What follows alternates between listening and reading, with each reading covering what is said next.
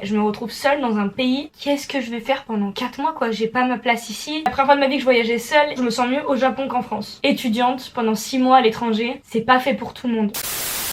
Hello, bienvenue dans une nouvelle vidéo. Je filme avec ma caméra de vlog parce que je suis chez moi et que la qualité est bien meilleure que mon iPhone quand je peux filmer avec. On est dans ma chambre étudiante. Je crois qu'elle n'a jamais été aussi bien rangée, tout simplement parce que j'ai foutu du coup le bordel sur les côtés. Aujourd'hui, je vais vous emmener sous format de vlog parce qu'on est le 11 juin et que c'est l'anniversaire d'un des étudiants qui vient de la même école que moi en France. Et du coup, on va se rejoindre pour fêter son anniversaire rapidement, faire un petit truc et tout. Il y a déjà plus de batterie, ça commence bien. Donc du coup ce sera un format de vlog mais qui commence par cette petite partie où je voulais vous parler un peu à cœur ouvert dans cette vidéo, dans le sens où il y a des sujets que j'ai moins abordés depuis que je suis au Japon. J'ai plus fait vraiment sous format vlog et je vous emmenais et je vous montrais ma vie ici, mais je voulais aussi vous parler un peu, me poser et prendre le temps de discuter avec vous pour vraiment avoir un moment où c'est un échange et où je peux parler, recevoir vos retours et lancer un peu une discussion autour justement d'être expatriée au Japon pendant 6 mois, d'être étudiante, etc. Au Japon ou ailleurs, parce qu'en fait je pense que ça peut s'appliquer à plein de pays. Et il y a plein de choses dont j'ai jamais parlé encore sur la chaîne et que j'aimerais évoquer. Donc c'est ce qu'on va faire du coup aujourd'hui. J'ai sorti mon maquillage, je vais me préparer. Je suis du genre à ne jamais me maquiller ou mettre genre que du mascara et pas vraiment prendre le temps. Mais là je me suis dit bon c'est l'occasion, je vais faire une petite vidéo. On va se poser, on va discuter et ça va me faire très plaisir de prendre le temps aussi de prendre soin de moi. Donc c'est parti. J'ai pas préparé cette vidéo, ce que je vais vite regretter je pense, parce que il y a tellement de choses à aborder que limite dans ma tête je sais déjà que ce sera sûrement le sujet de plusieurs vidéos sur plusieurs thèmes différents. Mais voilà, celle-ci risque d'être un peu longue. Installez-vous, prenez un plaid, prenez un café, un goûter et on va discuter. Déjà il y a plein de sujets que j'ai envie d'aborder et que j'ai pas vraiment traité. J'ai beaucoup moins parlé de ma vie etc que je le faisais avant. Si vous ne me connaissez pas de l'ancienne chaîne que j'avais une chaîne pendant je sais pas 6 ans, 7 ans, qui s'appelait Cheeky Stuff, sur laquelle je faisais des vidéos lifestyle, beauté, maquillage, mode, un peu voyage, etc. De mon collège à la fin de mon lycée. J'ai lâché complètement YouTube, puis je suis revenue avec cette chaîne-ci pour vraiment la consacrer après au Japon, d'où le nom même de la chaîne, parce que c'était vraiment la thématique que je voulais traiter. Et du coup, je voulais déjà revenir sur comment j'ai choisi le Japon. Je sais pas dans quelle mesure j'en avais déjà parlé dans d'autres vidéos, mais il y a plein de raisons qui faisaient que c'était le Japon. Mais en fait, c'est un concours de circonstances qui fait que je suis ici et pas dans un autre pays. Moi j'ai intégré une école de commerce à Lyon il y a du coup 3 ans, je suis en 3e année actuellement. Et quand j'ai intégré cette école, je savais que je devrais partir à l'étranger quand je serai en 3e année, c'était prévu. Et il le disait, c'est dans le processus d'internationalisation des étudiants, etc.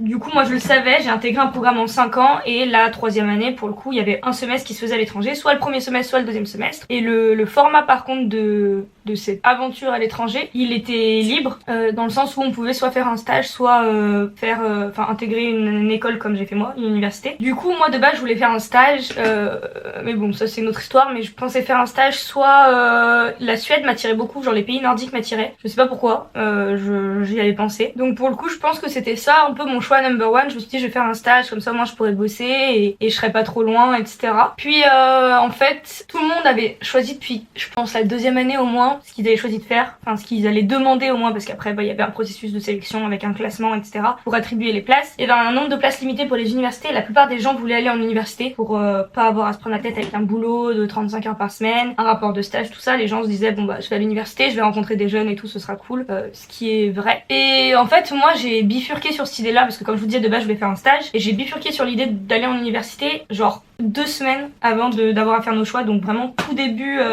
janvier 2022, donc c'était il y a déjà 1 an et demi. Et en fait c'est surtout en parlant avec mon copain que je me suis dit ah ouais en vrai pourquoi pas, je vais regarder pour les universités parce qu'il y a plein de pays je pense qui sont tellement difficilement accessibles en stage, enfin faut vraiment avoir soit un réseau soit quelque chose, mais pour le coup je pense que quand tu sors de l'Europe, là en école de commerce c'est tellement différent d'un pays à l'autre que t'es pas sûr qu'il y ait des gens qui puissent te prendre. Et du coup en fait je me suis dit l'Asie, j'aimerais bien tenter l'Asie, j'ai la chance énorme d'être partie dans pas mal de pays déjà et j'en suis extrêmement reconnaissante. Et je me suis dit la destination que j'ai pas vraiment eu l'occasion de faire c'est l'Asie, et non seulement c'est une destination que j'ai pas trop eu l'occasion de faire, mais c'est une destination où on a beaucoup moins la culture je trouve, tout ce qui est pays orientaux etc. Nous on est quand même dans des civilisations, dans des sociétés où on est vachement plus influencé genre par les États-Unis, tout ça, que ce soit dans les films, dans les livres, tout ça. Et je me suis dit en vrai, moi ça m'attire de découvrir autre chose. C'est ce que je savais que c'était ça que je voulais, c'était découvrir autre chose. Mais bon, autre chose ça peut être plein de choses, plein de pays, plein de choses, plein de destinations. Il y a tellement de choses à voir dans ce monde. Et en fait c'est en parlant avec mon copain, on s'était rencontrés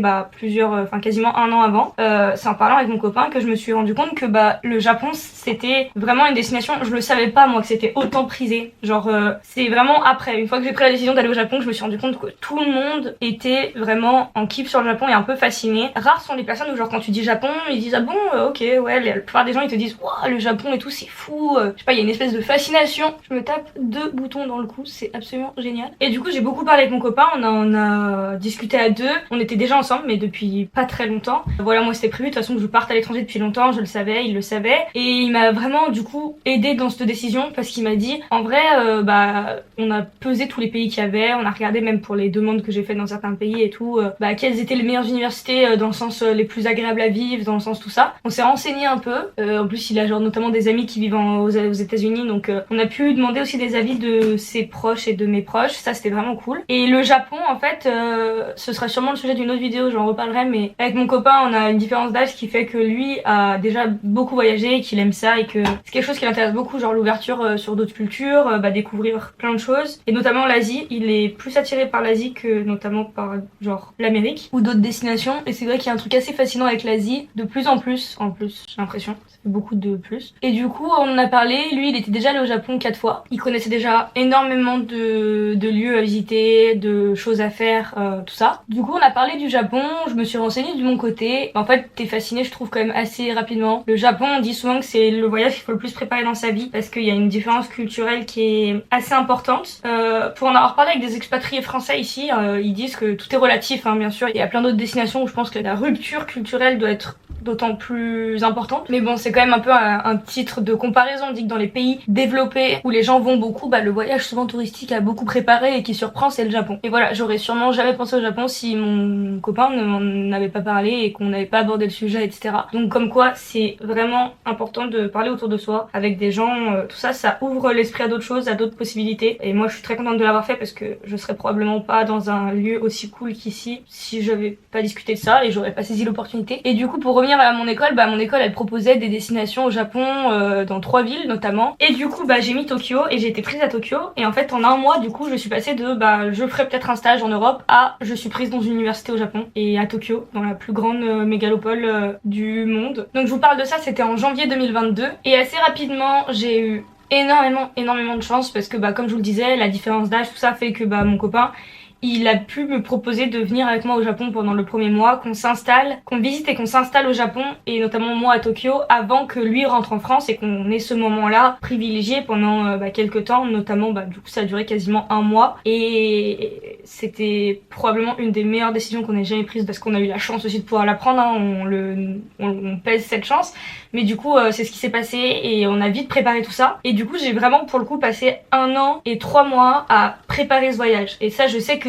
ça a été hyper important pour moi. Il y a un investissement personnel de se dire c'est pas comme même en visitant en tant que touriste, je pense que c'est important de s'intéresser c'est sûr, mais quand on va s'installer dans un autre pays pendant aussi longtemps, je voulais faire la démarche de m'informer sur tout ça, de m'ouvrir un peu plus à une culture qui était différente. Comme je vous le disais, j'étais jamais allée en Asie donc c'était hyper important pour moi de m'ouvrir, et du coup c'est ce que j'ai fait. Faut vraiment que j'accélère parce que je réalise que je mets trop de temps à raconter une histoire. Et du coup je me suis renseignée, j'ai lu des livres, j'ai regardé des vidéos, j'ai fait plein de trucs. Franchement je suis hyper contente là-dessus parce que j'ai pris le temps, même si j'en avais pas tant que ça, hein, parce que j'ai beaucoup bossé et tout pendant l'année et demie qui s'est écoulée, mais c'était trop important pour moi. Et du coup le 8 mars 2022 on est parti au Japon, on est arrivé ensemble et ça a été moi au bout de 2-3 jours je me suis vraiment dit ça va être trop dur de partir, même si c'était déjà loin, enfin j'avais encore largement le temps, mais je me suis vraiment dit ça va être dur de partir. Le Japon c'est un endroit incroyable et j'ai été rapidement touchée par la gentillesse des gens, par la beauté des paysages. Le Japon en fait on a l'image de... C'est comme si les gens vous disaient que la France c'était genre Paris. On a une image en mode grosse ville, c'est très peuplé, les gens bossent, tout ça et tout. Mais en fait le Japon il y a les Alpes, il y a la mer, il y a l'océan, il y a des îles paradisiaques comme nous on peut avoir genre Tahiti, ils ont ça à Okinawa. Ils ont aussi des villes pour le coup très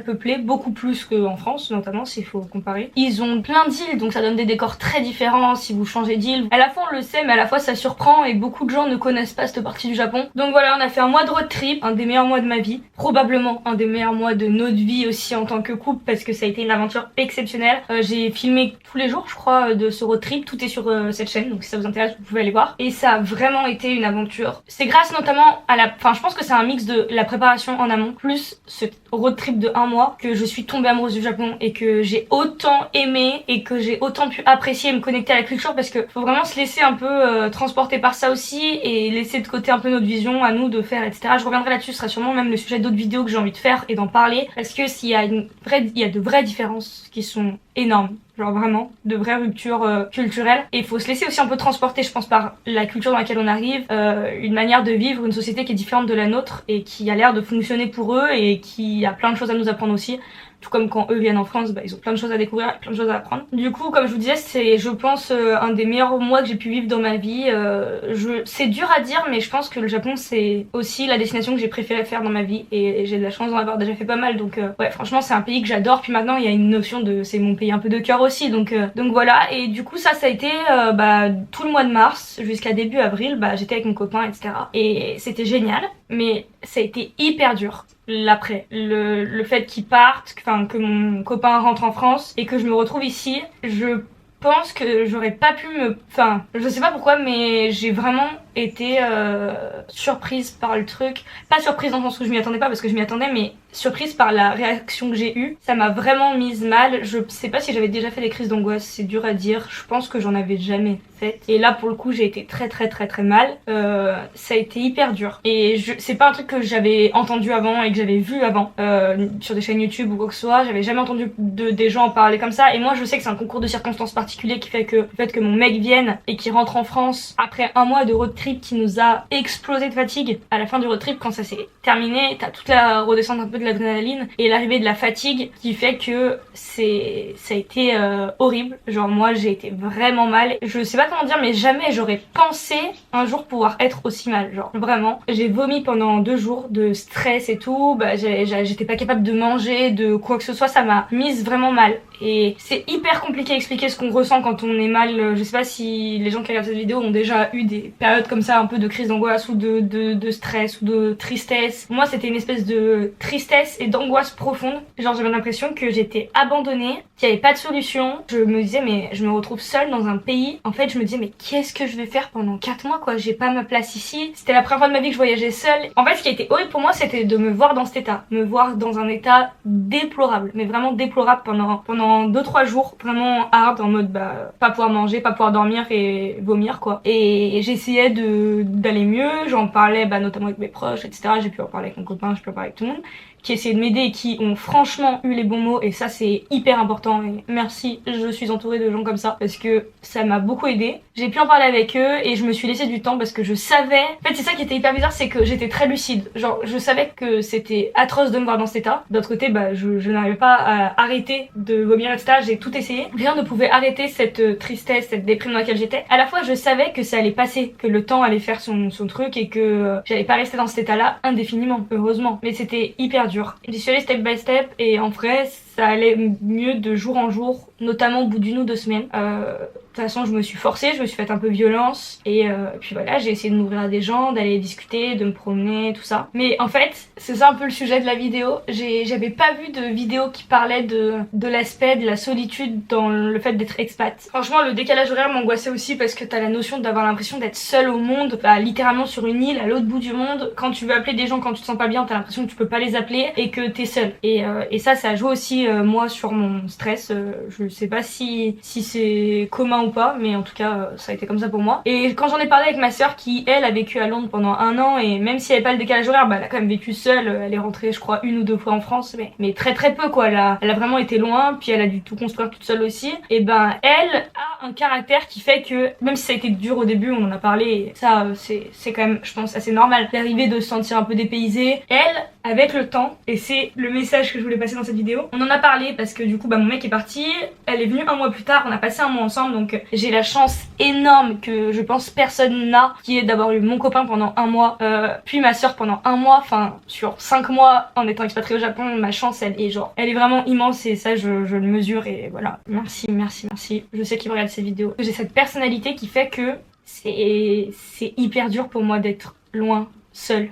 Vraiment. Même si là ça fait 3 mois, ça y est, plus de 3 mois, et que j'ai fait la majorité de mon voyage déjà, mais je sais pas comment dire. J'ai pas vu beaucoup de vidéos quand on parlait de le fait de dire que on peut adorer un pays. Je pense que le Japon c'est un des plus beaux pays du monde, et je pense que c'est le pays au monde où je me sens le mieux moi, que j'adore, où je me sens bien. J'adore la manière dont la vie est faite, et la ville est faite aussi. Je me sens en phase avec la vie ici, je me sens mieux moi seule, si on prend que mon prisme à moi sans rien autour, je me sens mieux au Japon qu'en France. Et c'est fou parce que là ça fait quand même plusieurs mois que j'y vis. En France je vis dans la même région depuis des années, mais bon, j'ai quand même bougé, j'ai voyagé, et j'adore la France, j'adore les paysages de la France, etc. Il y a plein de choses que j'adore en France, mais si on regarde que genre comment moi je me sens mieux au Japon qu'en France. Et ça c'est fou de dire ça, mais je m'y sens mieux moi. Mais le fait d'être seule ici fait que je suis pas heureuse, et je pense que c'est hyper important d'en parler, mais d'un autre côté c'est hyper touchy, mais à la fois j'ai envie d'en parler parce que s'il y a des gens qui ont pu ressentir comme moi ou qui le ressentiront un jour, je suis contente de pouvoir échanger avec des gens qui ont vécu ça comme ça, parce que c'est tellement unique et spécifique à chacun la manière dont on vit, le fait d'être loin. Pour le moment j'ai pas rencontré d'autres gens qui ont vécu comme moi, et je me suis sentie un peu seule là-dedans, dans le fait d'être assez bien entourée pour que les gens essaient de me comprendre, et du moins qu'ils acceptent au moins mes émotions et tout ça, et j'ai eu aucun jugement, mais de pas avoir rencontré des gens qui avaient vécu la même chose que moi. J'adore le Japon, je m'y sens bien, vraiment, mais je suis pas heureuse ici. Et j'ai beaucoup de moments de bonheur que je partage avec des gens, et qui font que je sais que ce sera parmi les meilleurs souvenirs que j'aurai, de rencontres de gens, de moments passés, de visites faites. Il y a tellement de choses que j'adore ici, mais je me sens pas heureuse. Parce que, alors au début je pensais que c'était vraiment lié au fait que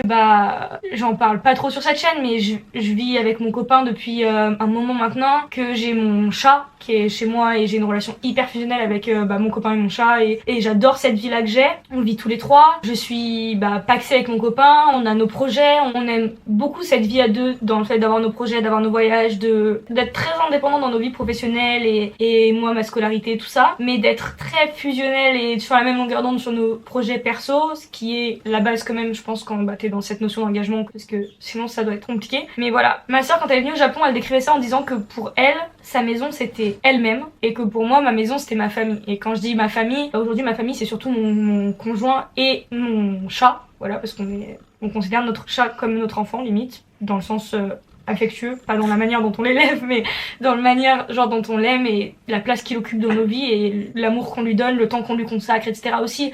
C'est hyper important pour nous. Et tout ce que j'ai construit en France, et qui est mon équilibre parfait, et ça je le savais avant de partir au Japon, je le ressentais. En France, j'ai sincèrement la vie dont je rêve, mais vraiment. Un équilibre qui nous va et qui m'aide à avancer et à me construire en tant qu'adulte et en tant que femme, etc. Ça m'aide beaucoup, et ça me rassure d'avoir vraiment un équilibre stable de vie qui fait que cette sécurité me permet d'être assez indépendante. Je me sens quand même assez forte pour pouvoir venir vivre au Japon déjà longtemps, parce que c'est vraiment pas ma personnalité de base, et que jamais j'aurais pensé pouvoir tenir. Et je pense que si j'avais été avec quelqu'un d'autre, ça aurait été trop dur. Ouais, il y a une part de moi qui me sent très bien, et il y a une part de moi qui est pas heureuse. En fait, le mot bonheur, c'est pas ici. Je suis pas heureuse ici. Mon bonheur, il est vraiment en France. J'en ai parlé, et notamment avec ma soeur qui m'a trop aidée. Vraiment, c'est un truc de malade. L'écoute qu'elle m'a apporté, il m'a vraiment permis de comprendre des trucs et d'être apaisée. Et ça, c'est hyper important. J'ai trop de chance d'être entourée de gens aussi bienveillants et à l'écoute, et qui peuvent entendre certaines choses. Et pour le coup, elle qui avait vécu à l'étranger, et qui a posteriori me disait voilà, moi a posteriori c'est la meilleure année de ma vie, mais elle entendait le fait que déjà elle me connaît, et les gens qui me connaissent savent que c'est pas fait pour moi, ça. En fait c'est juste ça, c'est pas fait pour moi d'être ici seule au Japon. Il y a des choses que j'adore, hein, genre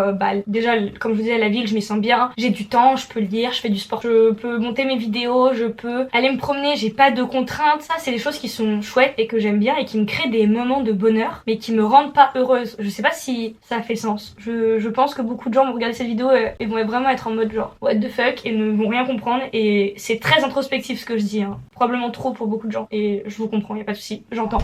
chacun son ressenti. Mais je voulais faire une vidéo en disant voilà, être étudiante pendant 6 mois à l'étranger, c'est pas fait pour tout le monde. Et ça veut pas dire ne le faites pas parce que ça m'apporte énormément de choses aussi et que j'aime l'expérience que c'est et dans le sens où j'aime le pays, j'aime tout ce que ça a pu m'apporter et que le phénomène aussi fait qu'une fois que je serai rentrée chez moi et que j'aurai retrouvé mon équilibre, mes souvenirs sont, je pense, un peu glorifiés et améliorés. Je sais que c'est des moments hyper importants. Pour ma construction à moi, ça m'a appris beaucoup de choses aussi sur moi-même, hein, d'être ici, de vivre ça. Et ça, c'est sûr que j'ai aucun regret. C'est comme ça que je vais clôturer cette partie qui est hyper longue. Jamais j'aurais pensé parler autant. C'est vraiment abusé. Désolée. On va se mettre un peu plus à la lumière pour la fin. Donc voilà, c'est important pour moi de dire que c'est une expérience incroyable de pouvoir avoir la chance déjà de vivre ça. C'est la première chose. Et il y a plein de choses positives dans le fait d'être au Japon et plein de choses qui font que je m'y sens bien. Si un jour quelqu'un regarde cette vidéo et est sur le point de faire cette expérience ou l'a déjà faite ou est en train de la faire comme moi, je veux juste dire que c'est ok de dire que cette expérience elle est pas faite pour tout le monde. Dans le sens où tout le monde n'est pas heureux à l'étranger,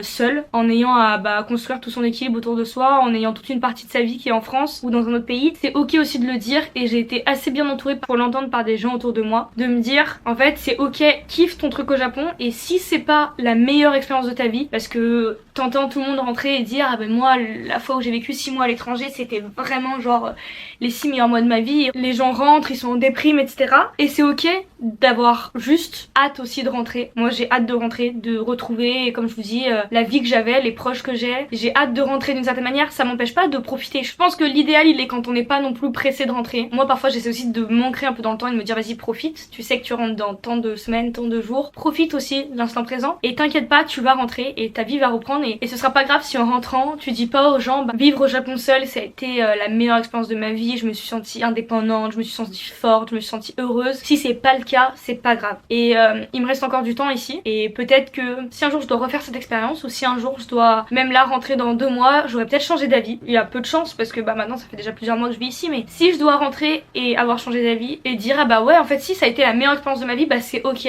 mais si ça ne l'a pas été, c'est ok aussi. Et ça veut pas dire que ça valait pas le coup d'y aller parce que je le referais si c'était à refaire, je reviendrai au Japon. Je suis hyper heureuse d'avoir choisi le Japon, vraiment là-dessus il y a aucun souci et c'est surtout ça qui a été fou pour moi, c'est que quand il y avait mon copain ou quand il y avait ma soeur, pour le coup là ça a vraiment été les meilleurs voyages de ma vie et j'ai passé des super moments et j'ai été hyper heureuse, mais vraiment. Et on a créé des souvenirs que j'aurai toute ma vie et là ça a été vraiment des vrais moments de bonheur pour moi et je me sentais entière, je me sentais vraiment bien. Et ça c'est fou parce que dans une même destination, dans le même cadre de vie, dans la même ville, juste mon environnement joue énormément. Voilà, j'en ferai une autre vidéo sur comment j'ai rencontré aussi d'autres gens que, comme je le disais à un moment dans la vidéo, ça s'est hyper bien passé avec plein de gens que j'ai rencontrés ici au Japon qui sont super gentils, que j'ai adoré, etc. Et ça fait aussi son voyage, hein. J'ai eu de la chance, je suis pas tombée sur des gens méchants ou ça s'est pas mal passé avec les personnes que j'ai rencontrées ici. Mais voilà, ça n'empêche que c'est ok. Voilà, je pense que c'est la fin et la conclusion de cette partie-là, qui était hyper longue. Je sais pas s'il reste des gens. S'il reste des gens, merci beaucoup d'être resté jusqu'ici. Parce que la réflexion était longue et la vidéo était longue. Mais je pense que, j'espère que j'ai retranscrit au mieux l'émotion et l'intention que j'avais en faisant cette vidéo. C'est vraiment mon but. Et que ce soit bien perçu et bien entendu. Parce que c'est, ni que ce soit perçu comme un caprice de riche, ni que ce soit perçu comme bah je suis malheureuse, je déteste ici, etc. Ni perçu comme une critique du pays, etc. Parce que c'est pas du tout le cas, c'est pas ça du tout.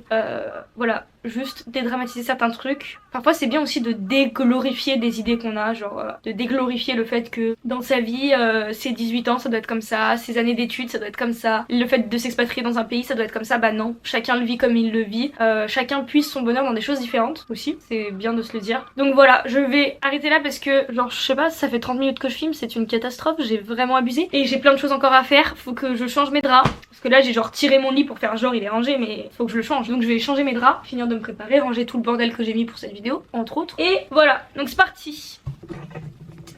Je vais pleurer quand je vais devoir monter cette vidéo et cette partie de la vidéo parce que ça va être interminable. Dis Siri, mets un minuteur de 37 minutes.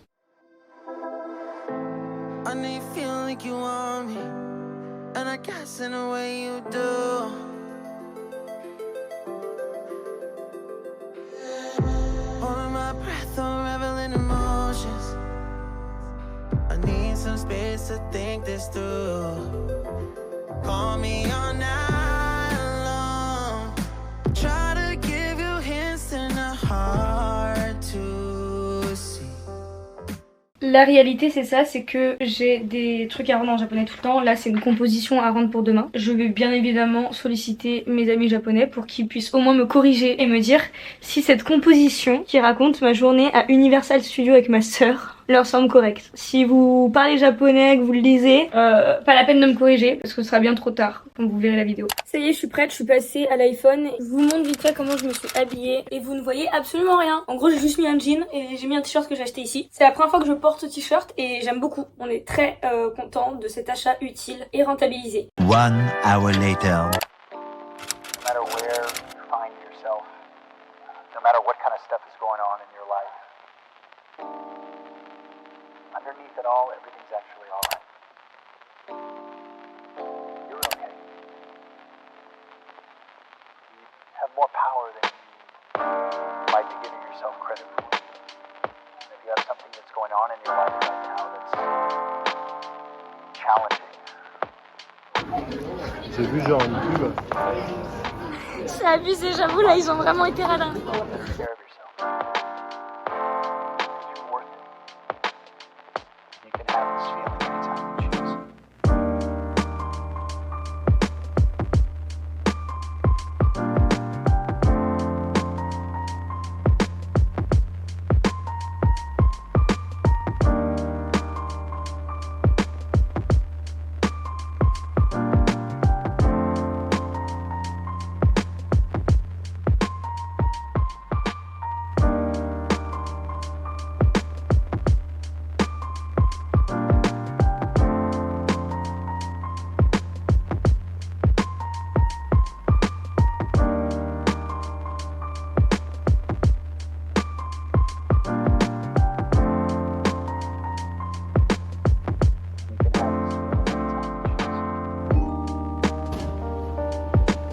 Tu t'es fait un cadeau de toi-même à toi-même? Ouais.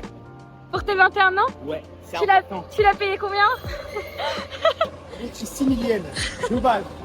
Mais quand je suis arrivé au paiement, il m'a coûté 11 millièmes, genre vraiment le double de ce qui était affiché. On a confondu un numéro de série ou je sais pas quoi, genre qui était écrit bien en gros, bien évident, avec le prix écrit tout petit en bas en italique. Voilà.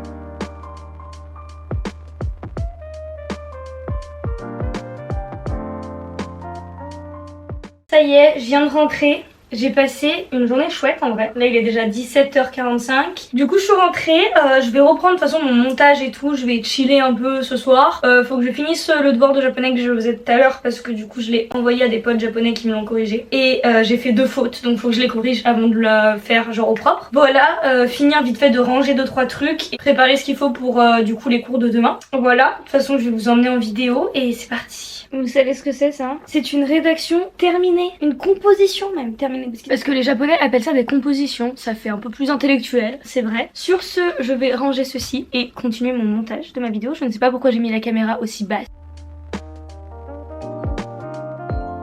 J'espère que la vidéo vous a plu. On se retrouve très vite dans de prochaines. Prenez soin de vous et passez une bonne journée ou une bonne soirée. Bye.